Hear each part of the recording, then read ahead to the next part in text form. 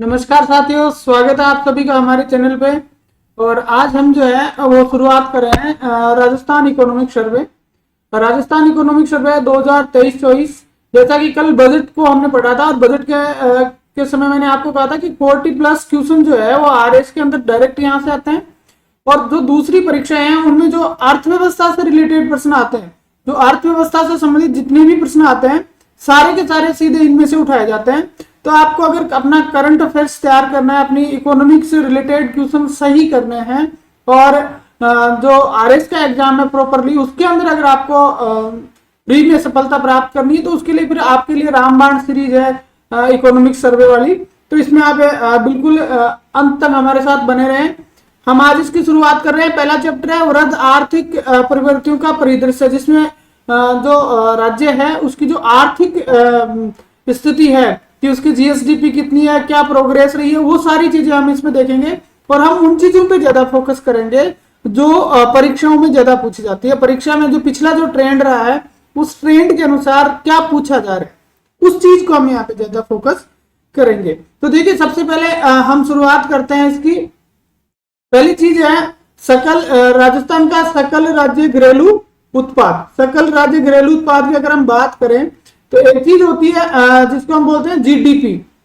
GDP ये होता है सकल ग्रॉस डोमेस्टिक प्रोडक्ट्स, यानी सकल घरेलू उत्पाद। तो देखिए, केंद्र के संबंध में, जैसे देश के संबंध में जो अगर हम बात करें सकल घरेलू उत्पाद, देश के संबंध में जो है वो जीडीपी आता है। लेकिन जब हम उस राज्य पे आ जाते हैं, किसी राज्य के बारे में बात करते हैं, तो फिर वो हो जाता है जीएसडीपी।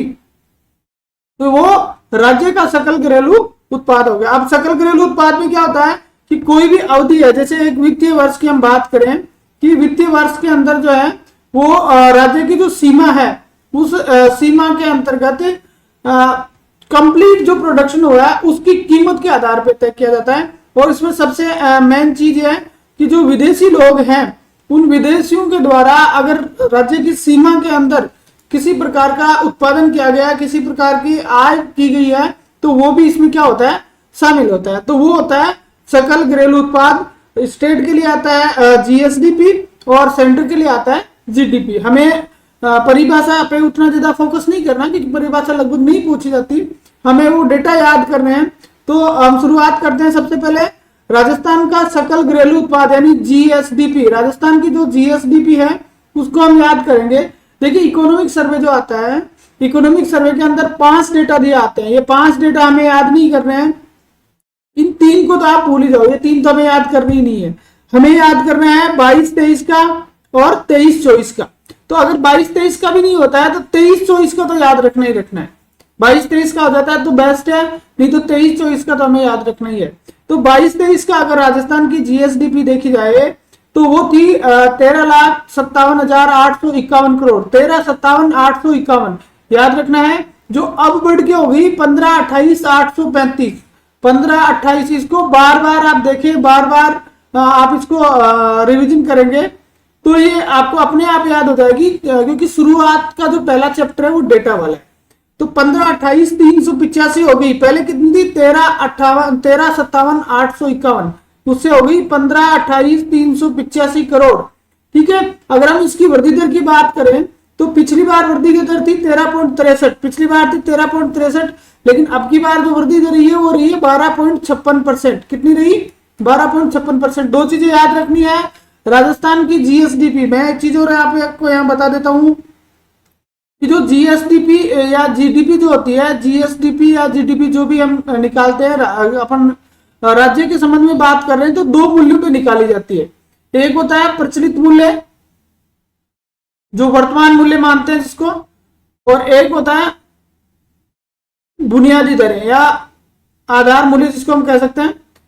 बुनियादी दरों पे या आधार मूल्य पे जो निकाली जा रही है उसका आधार वर्ष 2011-12 है। वर्तमान में जो उसका आधार वर्ष जो माना जा रहा है वो क्या माना जा रहा है, 2011-12 है। तो आपको ये याद रखना है कि जीएसडीपी जो आएगी अपनी, वो जीएसडीपी किस पे आएगी, 2 मूल्य पे आएगी, प्रचलित मूल्य पे और बुनियादी मूल्य पे। या हम अभी पहले बात कर रहे हैं किसकी, प्रचलित मूल्य पे। तो प्रचलित मूल्य पर अखिल राजस्थान की जो जीएसडीपी है वो कितनी थी 22-23 में, 13,57,851। कितनी थी 13,57,851, जो अब बढ़ के हो गई है 15,28,385।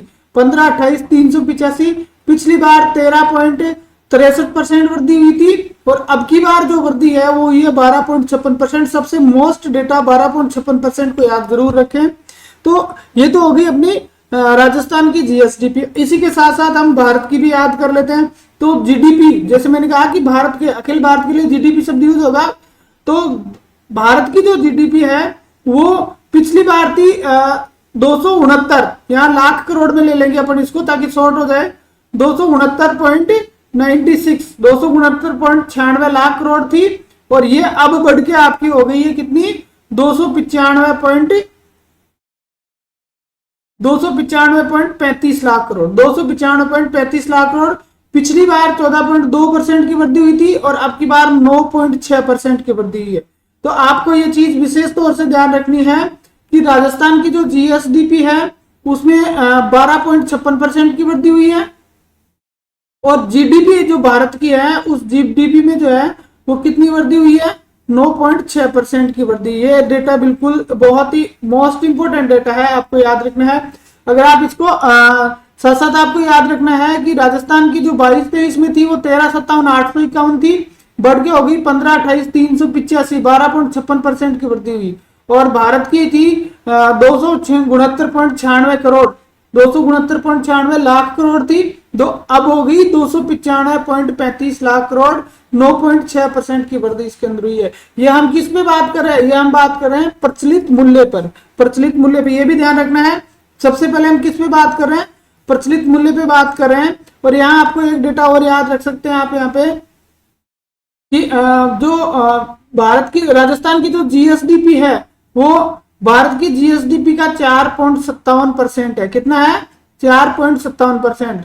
राजस्थान की जीएसडीपी भारत की जो जीडीपी है वो भारत की जीडीपी का कितना हिस्सा है, भारत की जीडीपी का 4.57% हिस्सा। याद रखें, राजस्थान की जीएसडीपी भारत की जीडीपी का 4.57% हिस्सा है।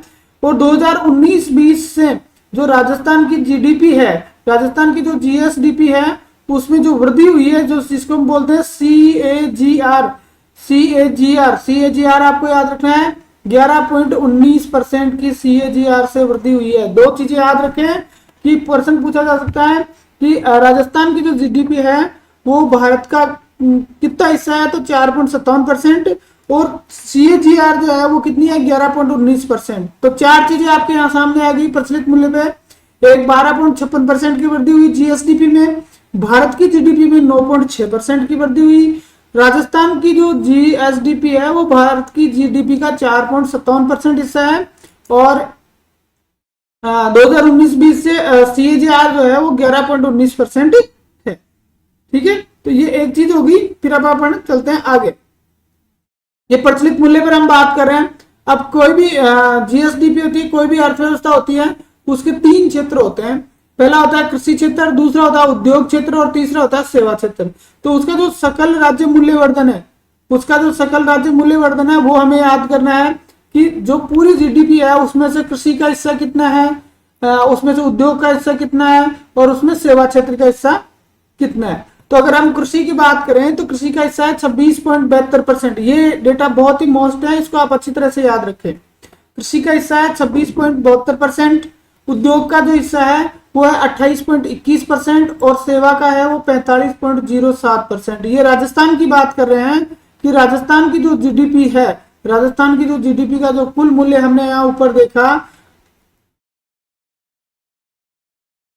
कितना देखा था अपन ने, ये रहा 15,28,385, टोटल 15,28,385 जो राजस्थान की जीडीपी का मूल्य है, उस 15,28,385 के तीन पार्ट होंगे, कृषि क्षेत्र, उद्योग क्षेत्र और सेवा क्षेत्र। तीन पार्ट होते हैं। तो कृषि क्षेत्र का योगदान है उसमें से कितना, 26.72%, उद्योग का है 28.21%, और सेवा का है 45.07%। इसी आधार पर अगर हम भारत की देखें तो भारत की हमने निकाली थी 295.35 लाख करोड़, 295.35 लाख करोड़ भारत की जीडीपी निकाली थी। उसमें से अगर हम कृषि का हिस्सा देखें, कृषि का जो की अगर हम बात करें कि भारत की जीडीपी में कृषि का हिस्सा कितना है, तो कृषि का हिस्सा है 17.66%।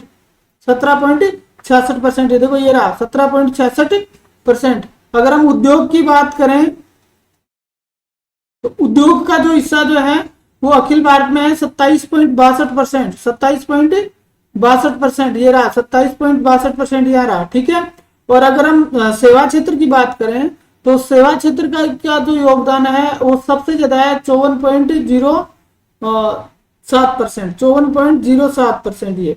तो ये दोनों आप याद रखें कि अपनी जो राजस्थान की प्रचलित मूल्य पे जो टोटल जो जीएसडीपी है वो 15,28,385 है 2023-24, ठीक है।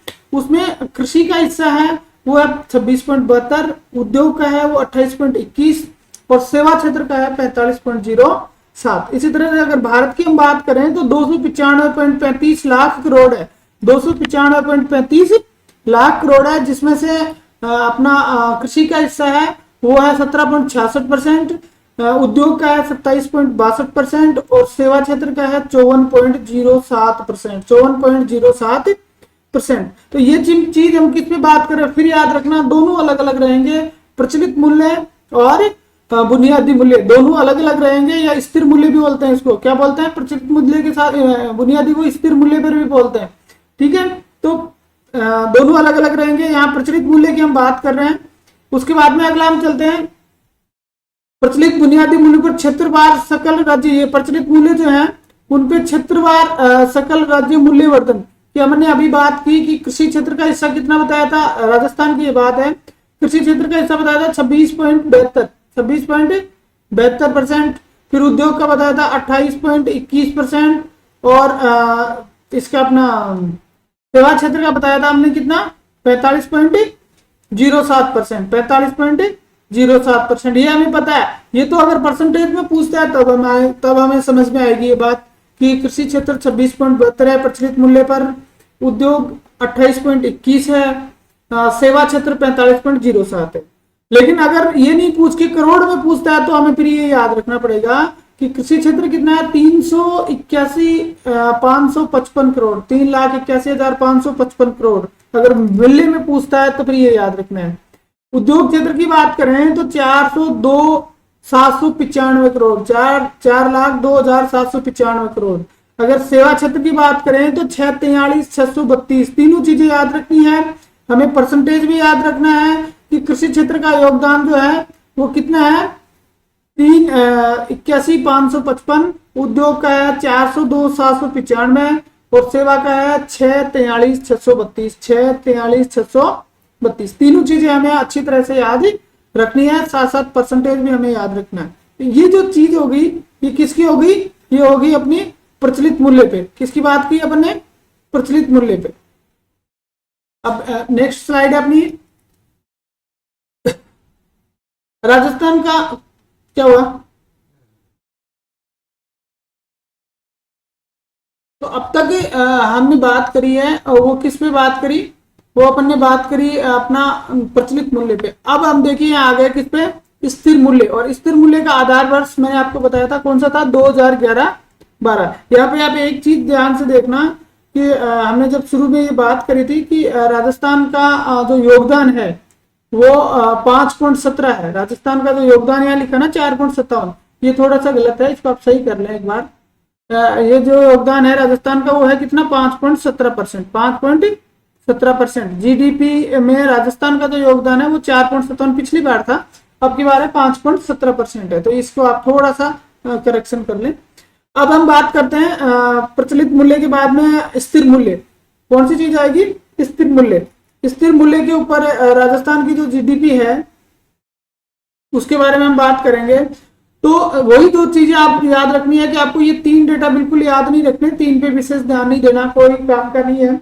हमें सीधा चलना है 22-23 और 23-24 में।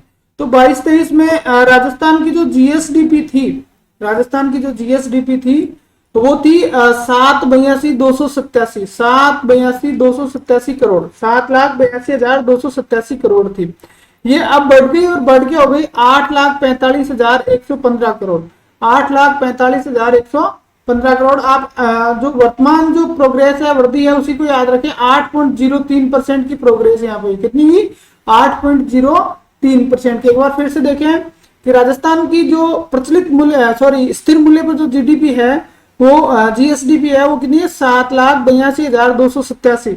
7,82,287 है जो पिछली बार थी, और अब जो है वो हो गई 8,45,115। 8,45,115 8,45,115 हो गई। और ये जो वृद्धि जो हुई वो 8.03% की कितनी हुई 8.03% की इसमें वृद्धि हुई। ठीक है, इसी तरह से हम भारत का भी देखेंगे। तो भारत का देखें तो भारत का जो था वो पिछली बार था 160.71 लाख करोड़। 160.71 लाख करोड़ ये रहा। ठीक है, इतना बड़ा डेटा याद नहीं रहेगा तो सीधा अपन थोड़ा छोटा कर लेते हैं इसको। 160.71 लाख करोड़ था और ये 160.71 लाख करोड़ अब बढ़ के हो गया 173.81 लाख करोड़। याद रखना है इसमें जो वृद्धि हुई वो है 8.2%। ये चारों डेटा आपको अच्छी तरह से याद रखने हैं। राजस्थान की जीएसडीपी कौन से मूल्य पे है स्थिर मूल्य पे, और उसका आधार वर्ष क्या है 2011-12। आधार वर्ष क्या है 2011-12। तो जीडीपी जो जीएसडीपी जो राजस्थान की है उसका स्थिर मूल्य पे जो वर्तमान मूल्य है वो पिछली साल था 7,82,287 था और अब बढ़ के हो गया 8,45,115। 8,45,115 ये जो वृद्धि थी वो 8.03% की थी। कितनी थी 8.03% की थी। उसी तरह से अगर भारत का हम देखें तो भारत का हो गया 160.71 लाख करोड़। 160.71 लाख करोड़ अब हो गया ये कितना 173.81 लाख करोड़। 173.81 लाख करोड़। आपको पता होना चाहिए कि अपने ये किस पे कर रहे हैं स्थिर मूल्य पे। प्रचलित मूल्य पे जो था वो अलग था। प्रचलित मूल्य पे 295 करोड़ हो गया। ठीक है, पर ये वृद्धि कितनी थी 8.2% और ये आ रही 8.03%। ठीक है, तो ये दोनों हो गया। अब इसके साथ साथ आप यहाँ अगर चाहें तो ये लिख सकते हैं कि भारत जो है भारत की जीडीपी में जो राजस्थान की जीएसडीपी है, राजस्थान की जीएसडीपी का योगदान जो स्थिर मूल्य पे है ना वो कितना है, तो वो आपको लिखना है 4.68%। 4.68%। ये कौन से मूल्य पे है ये स्थिर मूल्य पे। ये स्थिर मूल्य पे याद रखना है स्थिर मूल्य पे कितना योगदान है 4.68% है। जबकि प्रचलित मूल्य पे हमने पहले लिखा कि प्रचलित बुनियादी मूल्य जो है उन पे इसका योगदान कितना था। प्रचलित मूल्य पे लिखना आपने 5.17%। ठीक है, तो ये हो गया। आप अलग अलग आप इसको अच्छी तरह से याद करें।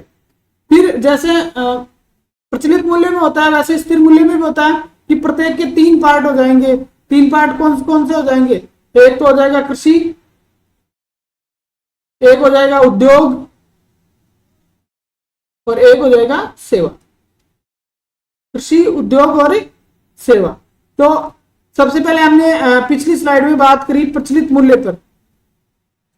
अगर हम प्रचलित मूल्य पर देखें तो कृषि क्षेत्र का योगदान था वो कितना था 26.72% था। ठीक है, उद्योग का था 28.21 और आपने क्या बोलते हैं इसको सेवा क्षेत्र का जो योगदान था वो था 45.07। ये 3 डेटा तो आपके पिछले स्लाइड से आ गए प्रचलित मूल्य की जब हमने बात करी। अब हम बात कर रहे हैं किस मूल्य की स्थिर मूल्य की। अब हम पढ़ रहे हैं किसको स्थिर मूल्य की। तो स्थिर मूल्य पर जो है वो कितना रहेगा, स्थिर मूल्य पर इसका जो योगदान है वो कितना रहेगा उस चीज को हम जो है अभी देखेंगे। स्थिर मूल्य पर योगदान देखिए कृषि क्षेत्र का 26.21%। ध्यान दीजिए कृषि क्षेत्र का कितना है 26.21%। उद्योग का है 29.84%। 29.84% और अपना जो सेवा क्षेत्र है उसका है 43.95%। तीनों चीजें आपको ये भी याद रखनी है, आप उसके साथ लिख सकते हैं। तो यहाँ हो गया 26.21%, उद्योग का हो गया 29.84% और इसका हो गया 43.95%। ये पूरा डेटा जो है ना पूरा बहुत ही मोस्ट इंपॉर्टेंट है और आप 100% मान के चलिए इसमें से एक क्वेश्चन जो है वो आरएस प्री में तो जरूर आएगा, दूसरे का मैं नहीं कह सकता लेकिन आरएस प्री में तो ये जरूर आएगा। क्यों? क्योंकि वो हमेशा प्रोग्रेस पूछते हैं, उसका जो हिस्सा है प्रचलित और स्थिर मूल्य पे जीएसबी का वो पूछते हैं। तो कृषि क्षेत्र का एक बार फिर से मैं रिपीट कर देता हूं, प्रचलित मूल्य पे 26.72 है, उद्योग का 28.21 है और सेवा का 45.07% है। ठीक है, स्थिर मूल्य पर बात करें तो 26.21 है, उद्योग का 29.84 है और सेवा का है 43.95%। ठीक है, अब हम आगे चलते हैं। तो ये तो हो गया अगर आपको परसेंटेज पूछा जाता है, जैसे हमने पीछे भी बात करी थी इस विषय पे, उस स्लाइड में भी अपना ये बात हुई थी। अब अगर आपको वैल्यू पूछ ली जाती है तो फिर आपको ये याद रखना है कि कृषि क्षेत्र का कितना था, 2,04,576, 2,04,576 ये कृषि क्षेत्र का था, 204,576, 204,576 किसका था, कृषि क्षेत्र का। ठीक है, अगर उद्योग क्षेत्र की बात करें तो 2,32,895 कितना है, 2,32,895 ये किसका है, उद्योग क्षेत्र का, 2,32,895। परसेंटेज पूछता है तो 29.84 और अगर वैल्यू पूछता है तो 2,32,895, 2,32,895। और अगर इसकी पूछता है सेवा की तो 3,43,057 करोड़, 3,43,057 करोड़। ठीक है, और वैसे 43.95 दोनों चीजें आपको याद रखनी है। और ये कौन से हैं, बुनियादी 2011 के जो मूल्य हैं जिनको हम स्थिर मूल्य कहते हैं, स्थिर मूल्य के ऊपर है। ठीक है, फिर एक इसमें क्या होता है कि एक इसमें प्रोग्रेस, इसमें वृद्धि बताई गई है अलग अलग सेक्टर वाइज कि कृषि में कितनी हुई, उसमें उद्योग में कितनी हुई, सेवा में कितनी हुई। तो कृषि क्षेत्र में जो वृद्धि है वो हुई है 2.13%, ये आप याद रखें। उद्योग क्षेत्र में ये 12.43%, ये याद रखें। और सेवा क्षेत्र में वृद्धि हुई है 6.37%। तो सबसे ज्यादा वृद्धि जो है वो किसमें हुई है, उद्योग क्षेत्र में हुई है। ये सबसे मोस्ट हो जाता है कि उद्योग क्षेत्र में सबसे ज्यादा वृद्धि हुई है, इससे उद्योग क्षेत्र के पूछने के चांसेस ज्यादा है। पिछली बार आरएस जो 2023 था उसके अंदर यहां से क्वेश्चन उठा था, सेवा क्षेत्र की वृद्धि पूछी थी। उसमें क्या पूछा था कि राजस्थान के स्थिर मूल्य पर सेवा क्षेत्र में कितनी वृद्धि, तो उस टाइम 10% का आंसर था। तो अब की बार 6.37% है। ये तीनों डेटा आपको अच्छी तरह से याद रखने हैं। ये है आपका कौन सा, कृषि क्षेत्र, ये उद्योग क्षेत्र और ये आपका सेवा क्षेत्र। ठीक है, तो ये तीनों को आप अच्छी तरह से रट लें कि कौन सा हिस्सा जो है वो कितना परसेंट है और किसमें जो है वो कितनी वैल्यू रही है और कितनी वृद्धि हुई है। सबसे ज्यादा वृद्धि किसमें हुई है, सबसे ज्यादा वृद्धि अपनी हुई है उद्योग क्षेत्र में 12.43%, दूसरा नंबर आता है 6.37% सेवा और तीसरा नंबर आता है 2.13% कृषि। तो अगर सीक्वेंस भी आपसे पूछा जाता है, अगर आपसे सीक्वेंस भी पूछा जाता है तो सबसे एक नंबर पे तो क्या आएगा, उद्योग आएगा। क्यों आएगा कि उद्योग में सबसे ज्यादा वृद्धि हुई है 12.43%, कितनी हुई है 12.43%। 2 नंबर पे क्या आएगा, सेवा आएगा, क्योंकि सेवा में 2 नंबर पे रही है, उसमें रही है 6.37% और 3 नंबर पे आएगी कृषि। ये वृद्धि के अनुसार अगर आपको पूछा जाता है 3 नंबर पे आएगी कृषि, इसमें रही है 2.13%। बरसात अच्छी नहीं हुई, सूखा रहा, इस हिसाब से कम रही। ठीक है, तो इस तरह से आपको ये चीज ध्यान में रखनी है। और हमने एग्रीगेट अगर हम इसकी देखें तो अपनी वृद्धि अपने 8.03% लिखी, कितनी लिखी स्टार्ट में भी,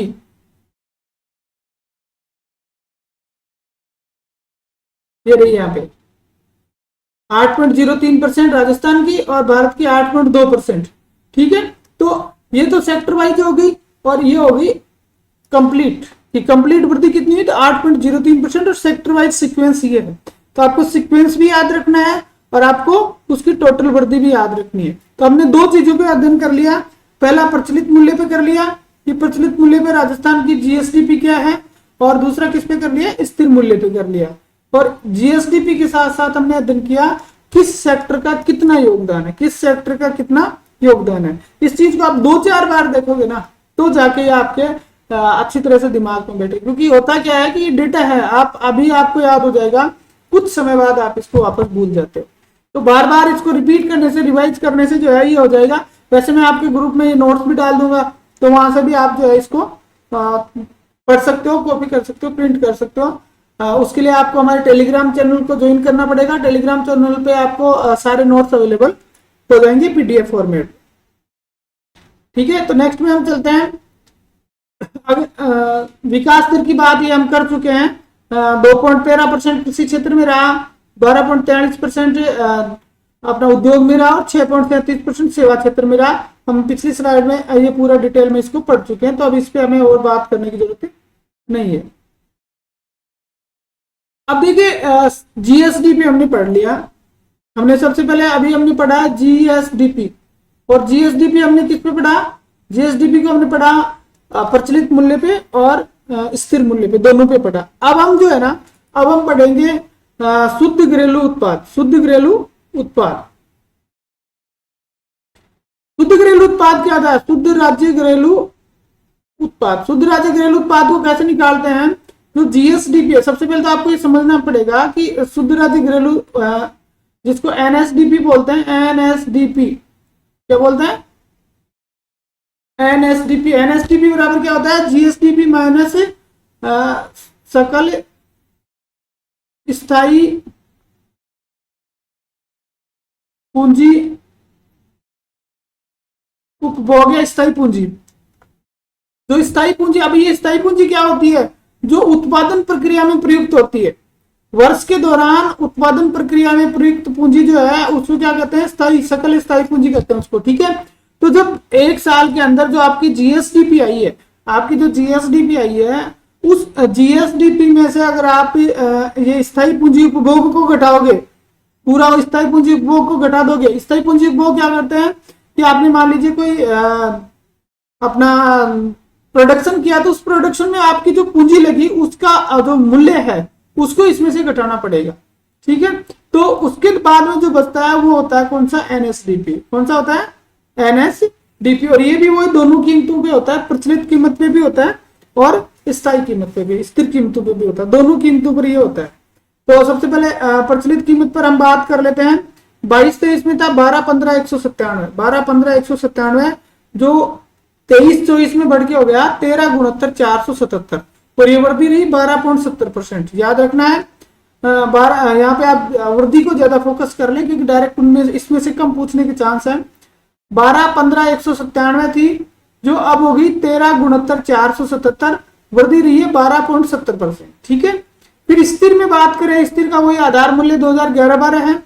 तो राजस्थान का जो एनएसडीपी है वो कितना था? 685-105, 22-23 में 685-105, 685-105 था।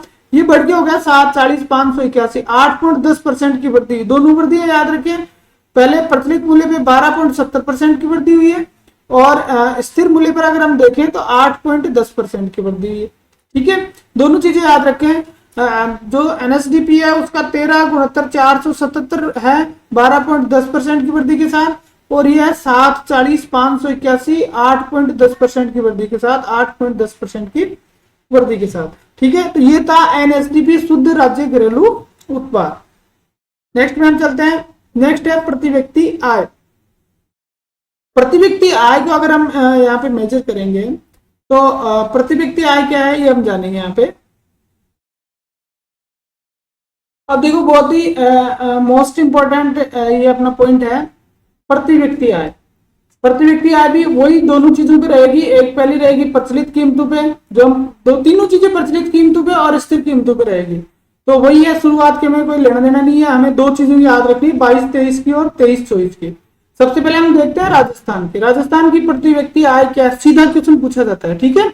तो राजस्थान की प्रति व्यक्ति आय 22-23 में थी 1,50,653, 1,50,653 थी, जो अब हो गई 1,67,964 रुपए, 1,67,964 रुपए। देखिए पिछली बार कितनी थी? 1,50,653, अब हो गई 1,67,964। और ये जो वृद्धि जो है वो राजस्थान की है, वो कितनी रही? 11.49%, 11.49% की वृद्धि राजस्थान की प्रति व्यक्ति आय में हुई है। ध्यान रखना है विशेष तौर से, राजस्थान की जो प्रचलित कीमतों पे प्रति व्यक्ति आय है वो पिछली बार थी 1,50,653, अब वो आय बढ़ के हो गई है 1,67,964 रुपए, और वृद्धि कितनी रही? 11.49%। कितनी रही? 11.49%, ठीक है। उसके बाद में हम आते हैं भारत की। तो भारत की देखें तो भारत की थी पिछली बार 1,69,496, 1,69,496, जो अब हो गई 1,84,205, 1,84,205। डायरेक्ट क्वेश्चन पूछा जाता है भाई, ठीक है। 1,69,496 से बढ़ के हो गई 1,84,205, वृद्धि रही 8.68%, 8.68%। दोनों की वृद्धि भी याद रखनी है आपको, और दोनों की आपको आय भी याद रखनी है। कि राजस्थान की 1,67,964 हो गई 11.49% की वृद्धि के साथ, और भारत की हो गई 1,84,205 8.68% की वृद्धि के साथ। और ये किस पे है? ये प्रचलित कीमतों पे है। ये किस पे है? प्रचलित कीमतों पे। दोनों चीज याद रखनी है, ठीक है। उसके बाद में नेक्स्ट में हम चलते हैं स्थिर कीमतों पर। ये तो प्रचलित कीमतों पे बात होगी। अब है आय, प्रति व्यक्ति आय कौन सी कीमतों पे? स्थिर कीमतों पे। देखिए स्थिर कीमतों पे जो आय है ना वो हमेशा क्या होगी? कम होगी, क्योंकि प्रचलित कीमतें जो है उनमें तो वर्तमान मूल्य लगाया जाता है, और जो स्थिर कीमतें हैं उसका आधार वर्ष क्या है? 2011-12।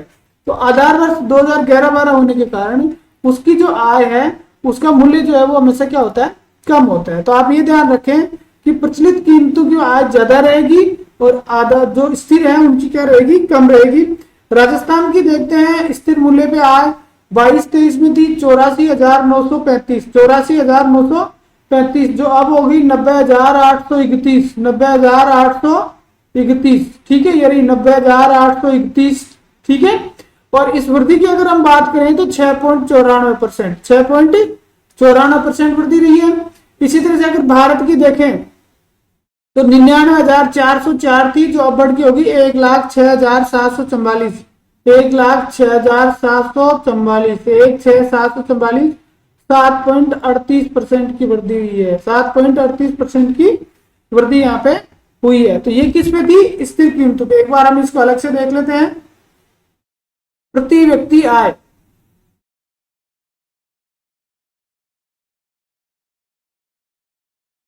प्रति व्यक्ति आय, दो कीमतें थी, एक थी प्रचलित और एक थी स्थिर। पहले हम बात करते हैं किसकी? राजस्थान। राजस्थान की प्रचलित आय जो है, आय है वो प्रचलित मूल्य पे जो आय थी, पहले हम उसको लिखेंगे फिर उसकी वृद्धि को लिखेंगे।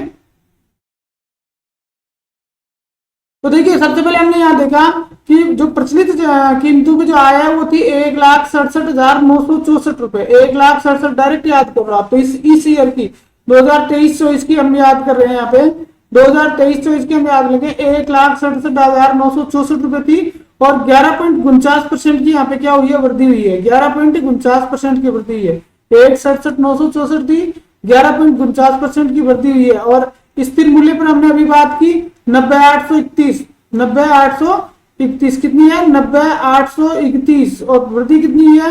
यहाँ पे वृद्धि हुई है आपकी 6.94%, 6.94%। दोनों चीजें याद रखें। राजस्थान की आय आय आ गई 23-24 की, 2023-24 की दोनों मूल्य पे आ गई आपके यहाँ पे कि 1,67,964 आय रही, और 11.49% की इसमें क्या हुई है? वृद्धि हुई है, ठीक है। और पिछली यहाँ पे स्थिर मूल्य पे है 90,831, और इसमें 6.94% की क्या हुई है? वृद्धि हुई, ठीक है। अब हम बात करते हैं भारत की प्रति व्यक्ति आय की। तो भारत की प्रति व्यक्ति आय सबसे पहले किस पे लेंगे? प्रचलित कीमतों पे लेंगे। तो प्रचलित कीमतों पे अगर हम भारत की प्रति व्यक्ति आय लेते हैं तो यहाँ देखो कितनी थी? 1,84,205, 1,84,205, 1,84,205 थी, और इसमें जो वृद्धि थी वो वृद्धि यहाँ पे थी अपनी 8.68%, 8.68% वृद्धि इसमें हुई थी, ठीक है। कितनी हुई? 8.68% वृद्धि हुई। और अब की बार जो आय हम देखें अपना क्या बोलते हैं स्थिर कीमतों पर, तो स्थिर कीमतों पे थी 1,06,744, 1,06,744, 1,06,744, और इसमें जो वृद्धि रही है वो रही है कितनी? 7.38%, 7.38%। ये पूरी टेबल जो है आपको अच्छी तरह से याद रखनी है। इसमें से क्वेश्चन पुटअप होने के पूरे चांसेस हैं, ठीक है। प्रति व्यक्ति आय प्रचलित मूल्य पे कितनी है 2023-24 की, और स्थिर मूल्य पे कितनी है, उसमें वृद्धि क्या है, और भारत की क्या, ठीक है। दोनों चीजें याद रखनी है। तो ये होगी अपनी प्रति व्यक्ति आय। फिर उसके बाद में अपन आगे चलते हैं।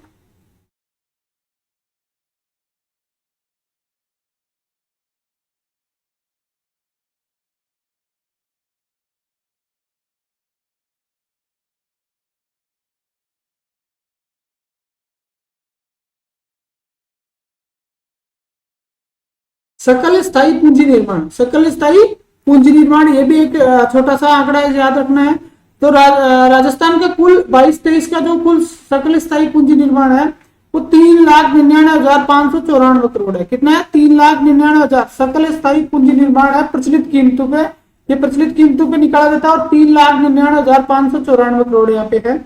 और ये जो 3,99,500 करोड़ यानी भारत की जो सकल स्थायी पूंजी निर्माण है वो जीएसडीपी का 29.43% है। क्या है? जीएसडीपी, जो राज्य की जीएसडीपी है उसका 29.43% है। अगर अपन इसकी वृद्धि की बात करें तो इसमें 12.78% की क्या हुई है? वृद्धि हुई है। 12.78% की वृद्धि हुई है। और इसमें निजी और सार्वजनिक क्षेत्र दोनों का अलग अलग योगदान है। निजी क्षेत्र का ज्यादा है, 78.54% है और सार्वजनिक क्षेत्र का 21.46% है। 21.46% है। एक बार फिर से गौर से देख लीजिए कि 3,99,594 है राजस्थान की सकल स्थायी पूंजी निर्माण है, जो जीएसडीपी का 29.43% है। और अगर अपन इसमें वृद्धि की बात करें तो 12.78% की इसमें वृद्धि हुई है। अगर इसमें देखिए कि सार्वजनिक क्षेत्र का योगदान और निजी क्षेत्र का, तो निजी क्षेत्र का इसमें क्या है? ज्यादा योगदान है। निजी क्षेत्र सार्वजनिक का 21.46% और निजी क्षेत्र का है 78.54%। 78.54%। चार चीजें याद रखनी है, ठीक है। इन चार के अलावा सकल स्थायी पूंजी निर्माण में कोई चीज आपको याद रखने की जरूरत नहीं है, ठीक है। आगे चलते हैं। देखिए मूल्य सांख्यिकी। मूल्य सांख्यिकी में क्या होता है कि सरकार के द्वारा दो प्रकार के मूल्य जो है वो जारी किए जाते हैं। मूल्य सांख्यिकी में जारी किए जाते हैं मूल्य सूचकांक जारी किए जाते हैं। एक है थोक मूल्य सूचकांक, एक तो क्या है? थोक मूल्य सूचकांक। याद रखना है, सरकार के द्वारा दो प्रकार के जारी किए जाते हैं। एक है थोक मूल्य सूचकांक और दूसरा है उपभोक्ता मूल्य सूचकांक।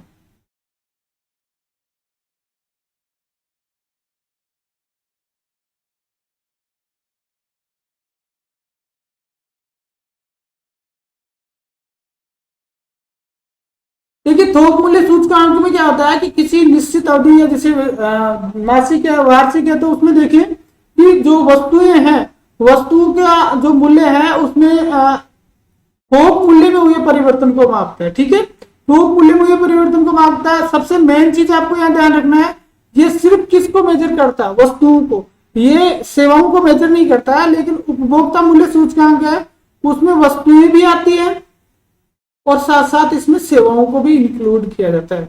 याद रखना है, वस्तुएं भी इसमें शामिल है और इसके साथ साथ इसमें सेवाएं भी शामिल है, दोनों चीजें आती है। जबकि थोक मूल्य सूचकांक जो है उसमें दोनों चीजें नहीं आती, सिर्फ एक ही आती है। कौन सी? वस्तु। ये एक ही प्रकार का होता है लेकिन ये चार प्रकार के होते हैं। ये अलग अलग चार प्रकार के होते हैं। प्रत्येक प्रकार का हम पढ़ेंगे। इसको बोलते हैं CPI, consumer price index, CPI L औद्योगिक श्रमिकों के लिए, एग्रीकल्चर लेबर, ठीक है। सॉरी आईएल इंडस्ट्रियल लेबर, ठीक है। दूसरा होता है सीपीआई एल, एक होता है आरएल और एक होता है आरएल प्लस यूएल। चार प्रकार का होता है। तो सीपीआई एल का मतलब होता है औद्योगिक श्रमिकों के लिए उपभोक्ता मूल्य सूचकांक, एएल का मतलब होता है कृषि श्रमिकों के लिए और आरएल का मतलब होता है रूरल लेबर यानी ग्रामीण श्रमिकों के लिए। और आरएल प्लस एएल यूएल का मतलब होता है कृषि ग्रामीण और शहरी संयुक्त रूप से। तो ये जो तीन प्रकार के है ना, ये तीन प्रकार के जो पहले वाले तीन है, इन तीनों को जारी किया जाता है श्रम ब्यूरो चंडीगढ़ के द्वारा।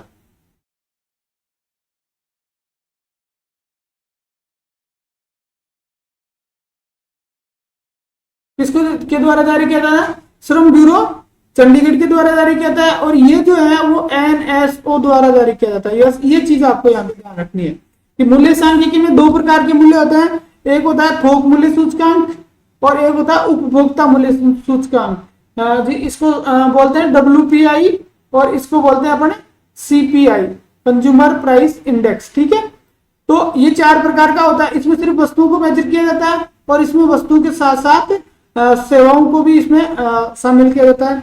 CPI IW इंडस्ट्रियल लेबर, फिर AL और फिर RL और RL प्लस UL। तो ये तो तीन है शुरू के श्रमिकों के औद्योगिक श्रमिकों के लिए, उसके बाद में कृषि श्रमिकों के लिए और ग्रामीण श्रमिकों के लिए। इनको तो श्रम ब्यूरो चंडीगढ़ द्वारा जारी किया जाता है। और जो ये दो बच गए ना संयुक्त रूप से जो है उसको किसके द्वारा किया जाता है, एनएसओ के द्वारा जारी किया जाता है। तो एक एक को हम यहाँ पे पढ़ेंगे शॉर्ट में। सबसे पहले है राजस्थान का थोक मूल्य सूचकांक, जिसको हम शॉर्ट में कहते हैं WPI। देखिए इसका आधार वर्ष, मेन चीज ये पूछा जाता है, आधार वर्ष बहुत महत्वपूर्ण होता है। आधार वर्ष इसका है 1999, 2000 बराबर 100, 1999 इसी तरह से होता है आधार वर्ष, 1999, 2000 बराबर 100। ये क्या करता है, व्यापक रूप से वस्तुओं के मूल्य में उतार चढ़ाव को व्यक्त करता है। व्यापक रूप से सिर्फ वस्तुओं के मूल्य में, ध्यान रखना है सेवाएं इसके अंदर शामिल नहीं है, सेवाएं जो है वो WPI में शामिल नहीं होती है, ठीक है। तो वस्तुओं का जो मूल्य है उसमें व्यापक रूप से उतार चढ़ाव को इसमें शामिल किया जाता है। और सबसे मेन चीज है कि मंथली जारी होता है, मासिक आधार पर जारी किया जाता है। और ये जो है इसके अंदर 154 प्रकार की वस्तुओं को इसमें शामिल किया जाता है। कितने प्रकार की, 154 प्रकार की। ये जो वस्तुएं होती हैं इन वस्तुओं को 3 भागों में बांटा जाता है।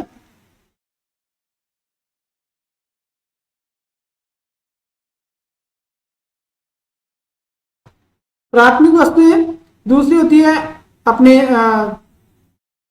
विनिर्माण से संबंधित होती है, और तीसरी होती है ईंधन शक्ति व उपस्नेहक,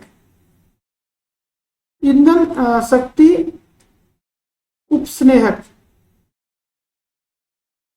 ठीक है। इसमें 75 वस्तुएं आती हैं, दूसरे में 69 वस्तुएं आती हैं, और तीसरे में 10 वस्तुएं आती हैं। आपको ये याद रखना है कि 54 प्रकार की वस्तुओं को शामिल करके इसमें लिखा जाता है। तो पहला जो होता है उसमें 75 प्राथमिक वस्तुओं में 75 आती है, दूसरे में 69 आती है, और तीसरे में जो है वो कितनी आती है, टोटल 10 आती है। 2022 में ये 385.83 था। 2022 में इसकी जो वैल्यू थी वो कितनी थी, 385.83 थी, जो अब बढ़कर 23 में 387.90 हो गई। अब 385.83 से 387.90 हुई, तो जो प्रोग्रेस है वो कितनी रही, 0.54% प्रोग्रेस रही। 0.54% इसके अंदर क्या रही है, प्रोग्रेस रही है। 385.83 था, और 385.83 से बढ़कर ये कितना हो गया, 387.90 हो गया, ठीक है। नेक्स्ट में हम चलते हैं। अब आ गया अपना उपभोक्ता मूल्य सूचकांक। ये तो हो गया WPI थोक मूल्य सूचकांक हो गया। उपभोक्ता मूल्य सूचकांक CPI, मैंने आपको कहा था CPI कंज्यूमर प्राइस इंडेक्स। सबसे पहले CPI IW, ठीक है, IW या IL भी बोल सकते हैं इसको, इंडेक्स मतलब औद्योगिक श्रमिकों के लिए होता है। तो इसमें देखिए सबसे पहले मेन चीज तो आपको तो याद रखनी है, वो क्या है कि इसमें वस्तुएं और सेवाएं दोनों को शामिल किया जाता है। लक्षित समूह इसका कौन कौन सा है, कारखाना है, खनन है, वृक्षारोपण, मोटर परिवहन, पोत, रेलवे और विद्युत उत्पादन। इसमें जो श्रमिक लगे हुए, इन क्षेत्रों में जो श्रमिक लगे हुए हैं ना, उन श्रमिकों को ये टारगेट करता है, और उनके द्वारा जो एक वर्ष के अंदर जो वस्तुएं क्रय की जाती है और उनपे जो व्यय किया जाता है उसके आधार पर ये जारी किए जाते हैं। सबसे मेन चीज क्या है कि सरकार, जो चाहे सार्वजनिक गवर्नमेंट है या निजी क्षेत्र के जो लोग हैं, महंगाई भत्ता जो होता है अपना DA जिसको बोलते हैं, ठीक है, उसके महंगाई भत्ते के निर्धारण में सरकार द्वारा इसका उपयोग किया जाता है। तो बहुत ही मोस्ट इंपॉर्टेंट फैक्ट है कि कई बार पूछा जाता है कि महंगाई भत्ते के निर्धारण में कौन सा प्राइस इंडेक्स है, कौन सा मूल्य सूचकांक जो है वो सरकार यूज करती है। तो वो कौन सा है अपना CPI IW। श्रम ब्यूरो चंडीगढ़ के द्वारा इसको जारी किया जाता है। पूरे भारत में 88 चयनित केंद्र है। यहाँ अलग अलग जगह से डेटा लेने के लिए 88 चयनित केंद्र है, और राजस्थान में 3 केंद्र है, अलवर, भीलवाड़ा और जयपुर। आपको ये राजस्थान वाले केंद्रों का जरूर याद रखना, ये बहुत ही मोस्ट है, अलवर, भीलवाड़ा और जयपुर। टोटल भारत में कितने केंद्र हैं, 88। भारत में 88 केंद्र हैं, और राजस्थान में 3 है, अलवर, भीलवाड़ा और जयपुर। देखिए इसमें अभी परिवर्तन हुआ है कि सितंबर 2020 में सरकार ने क्या किया, पहले इस सितंबर 2020 में एक अलग से ले लेते हैं अपन स्लाइड।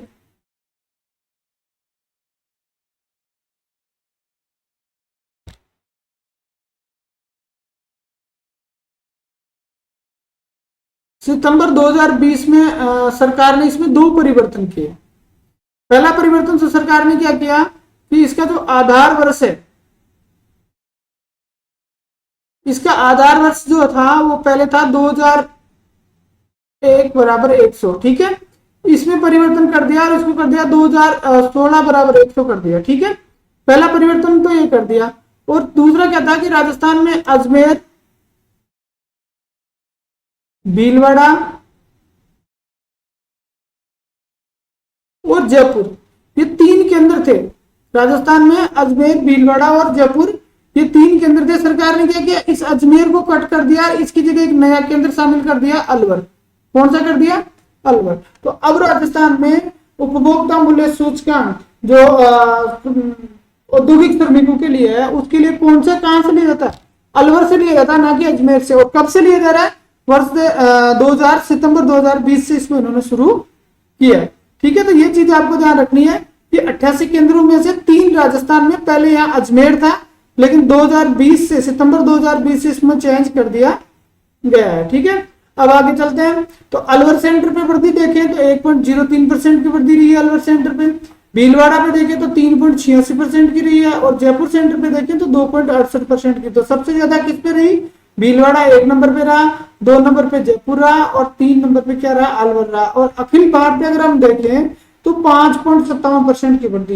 ये डेटा थोड़ा सा याद रखना है कि टोटल वृद्धि रही 5.57%, जिसमें अपना अलवर सेंटर पर 1.03%, भीलवाड़ा में 3.86% और जयपुर में रही 2.68%। जयपुर में कितनी रही, 2.68%।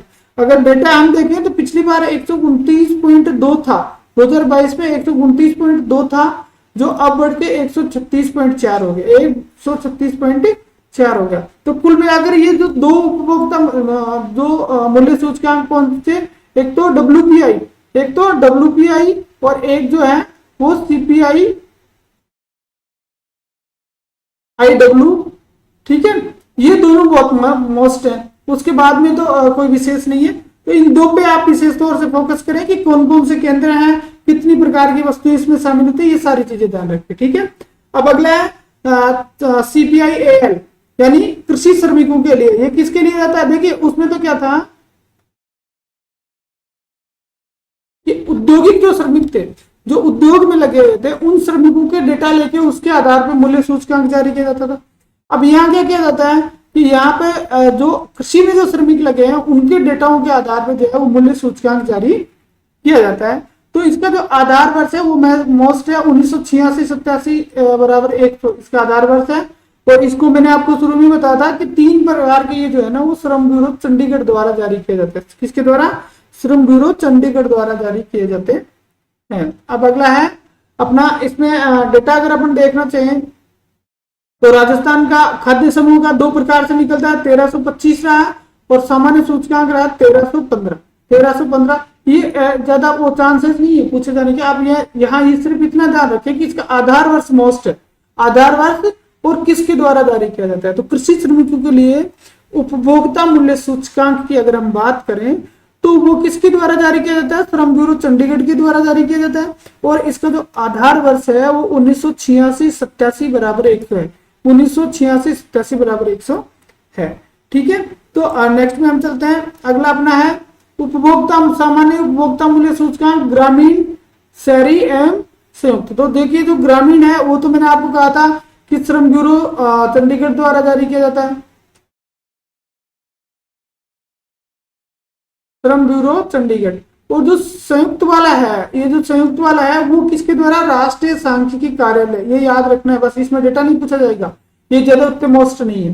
तो जो संयुक्त वाला है ग्रामीण, शहरी एवं संयुक्त, वो किसके द्वारा जारी किया जाता है, राष्ट्रीय सांख्यिकी कार्यालय के द्वारा जारी किया जाता है। वर्ष 2012 का इसमें जो है आधार वर्ष है, आधार वर्ष इसमें क्या है, वर्ष 2012 बराबर 100। और ये कब से, 2015 से। 2015 से पहले ये नहीं था, 2015 से पहले 2000 था। ठीक है, तो आपको 2 चीजें याद रखनी है, एक तो ग्रामीण जो है वो श्रम ब्यूरो चंडीगढ़ जारी करते हैं, एक इसके अंदर आधार वर्ष है 2012 100, और एक जो है इसके अंदर जो है वो 2015 से ये जारी किया जा रहा है। ठीक है, अब इसके डेटा अगर हम देखें तो इतने मोस्ट नहीं है। ग्रामीण का 180.41 है, शहरी का 179.10 है और संयुक्त 179.95 है, 179.95। ये राजस्थान की स्थिति है। अगर हम भारत की बात करें तो भारत ग्रामीण का 183.17 और अखिल भारत का शहरी का 180.41 और संयुक्त है 181.88। तो ये इतना मोस्ट नहीं है, आपको यहाँ सिर्फ इतना याद रखना है कि इसका आधार वर्ष क्या है और कौन जारी करता है। एनएसओ द्वारा जारी किया जाता है और जनवरी 2015 से जो है ना इसका आधार वर्ष बदल, और आधार वर्ष बदल के इसका क्या कर दिया गया, 2012 कर दिया गया। अब देखिए हमने जो है वो ये जो अपना आर्थिक समीक्षा का जो पहला चैप्टर है वो हमने पूरा कर लिया है। तो कुल मिलाकर ऐसा है कि अगर हम सीक्वेंस वाइज इसको पढ़ते जाएंगे तो अगले 10 से 15 दिन में अपना बजट, इकोनॉमिक सर्वे और सुजस तीनों चीज हम क्लियर कर लेंगे। और अगर आप ये समय रहते ये चीज क्लियर करते हो तो आप आरएस के लिए और दूसरी परीक्षाओं के लिए बहुत ही आगे निकल जाओगे। इसकी पीडीएफ आपको जो है हमारे चैनल पे मिल जाएगी, टेलीग्राम चैनल पे, जिसका लिंक मैं आपके डिस्क्रिप्शन में डाल दूंगा। आप सभी लोगों से रिक्वेस्ट है कि आप इस चैनल को शेयर करें और अपने साथियों के साथ इसको ज़्यादा से ज़्यादा शेयर करें ताकि हमारा भी हौसला बढ़े। धन्यवाद।